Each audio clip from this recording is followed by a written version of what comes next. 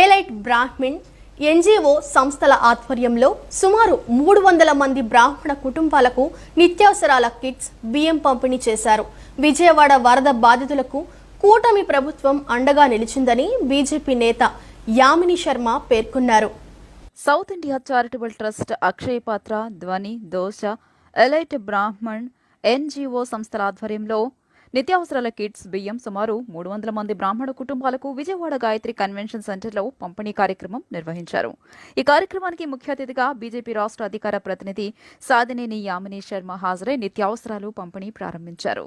అనంతరం ఆమె మాట్లాడుతూ ఇప్పటి వరకు దాతల సహకారంతో విజయవాడ వరద బాధితులకు సుమారు కొన్ని వేల మందికి కోట్ల రూపాయల విరాళాలతో వరద బాధితులను నిస్వార్థంగా ఆదుకున్నామని తెలియజేశారు. ప్రధానమంత్రి నరేంద్ర మోదీ, ముఖ్యమంత్రి చంద్రబాబు నాయుడు, ఉప ముఖ్యమంత్రి పవన్ కళ్యాణ్, బీజేపీ రాష్ట్ర అధ్యక్షురాలు, పార్లమెంటు సభ్యులు నేతృత్వంలో సహాయక కార్యక్రమాల్లో తాను కూడా స్వయంగా పాల్గొనడం జరిగిందన్నారు. ఈ కార్యక్రమంలో సత్యనారాయణపురం పురోహితుల సంఘం అధ్యక్షులు చైతన్య వర్మ, టీడీపీ సీనియర్ నేత జగన్మోహన్ రాజు, అశ్విన్ కుమార్, దోస ఫౌండేషన్ ప్రతినిధి కళ, నాగిరెడ్డి కోటిరెడ్డి, అశోక్, బ్రాహ్మణ సంస్థల ప్రతినిధులు పాల్గొన్నారు. సరుకులను అందించడానికి ముందుకు వచ్చారు. మన అక్షయ పాత్ర సంస్థ ద్వారా ధ్వని ఫౌండేషన్, అలాగే దోస ఫౌండేషన్ వారు ఇక్కడికి రావడం జరిగింది.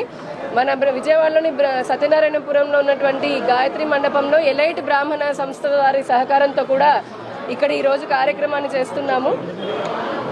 అందరం కూడా కష్టకాలంలో సమాజానికి అలాగే ప్రజలందరికీ సహాయ సహకారాలు అందించడానికి సమాజం ముందుకు రావడం అనేది చాలా అభినందించదగినటువంటి విషయము. 250 బ్రాహ్మణ కుటుంబాలకి సేవ చేయాలని చెప్పి వచ్చారనమాట.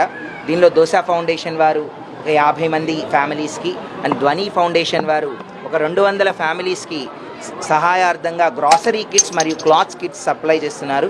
ఈ కిట్స్లో నిత్యావసర వస్తువులు రైస్, దాల్, పసుపు, కందిపప్పు, మినప్పప్పు, ఇలా ఇవే కాకుండా టవల్స్, దాంతోపాటు సోపు, సర్ఫ్ ఇలాంటి నిత్య